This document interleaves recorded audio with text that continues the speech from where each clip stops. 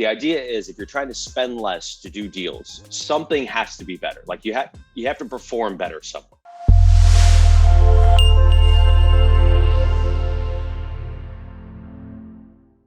The goal here in your marketing is to get to a consistent spend.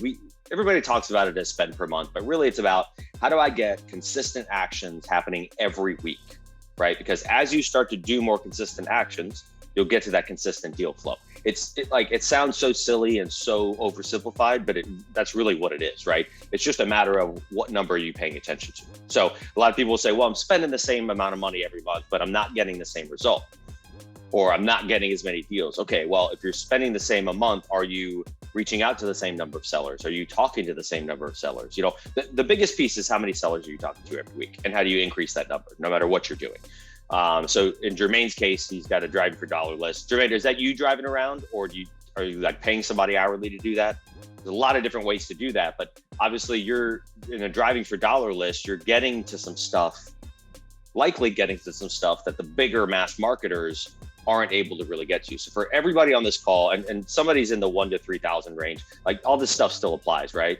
But the idea is if you're trying to spend less to do deals, something has to be better. Like you have to perform better somewhere, right? Because you can't just like say, okay, I'm going to spend $1 to their 10 and everything else is going to be the same and I'm going to win. Like it's just not there in your favor, right? So how do we affect it and make it better? You start doing things like driving for dollars, right? Where you're hitting distressed motivation in a way that's different than just go pulling a big list and hitting it all, right? So you're going to target down. What Jermaine's really doing is, Jermaine, how many records are you pulling a week or a month?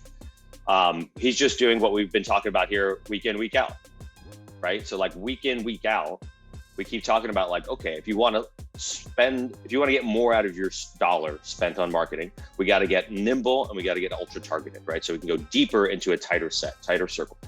But I find people off of the Uber and Lyft Facebook groups. Okay, this is a great, Jermaine, this is an awesome thing you found here, right? So you guys paying attention to the chat here, you see how Jermaine's doing this?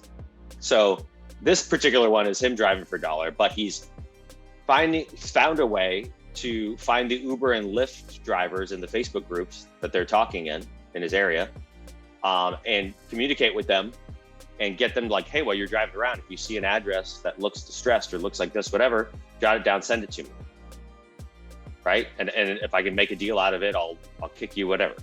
It's a really cool way to do it, Jermaine. I like that, right? So you're activating the bees buzzing out there for you. That's awesome. And then you use the tool of Better Skip Trace to now get to those owners and do what you got to do. So awesome stuff. Great deal there. What else, guys? So for you guys spending, and even whoever it was that said 1 to 3,000, for you guys spending $3,000 or less a month, what are you doing? Where are you spending it?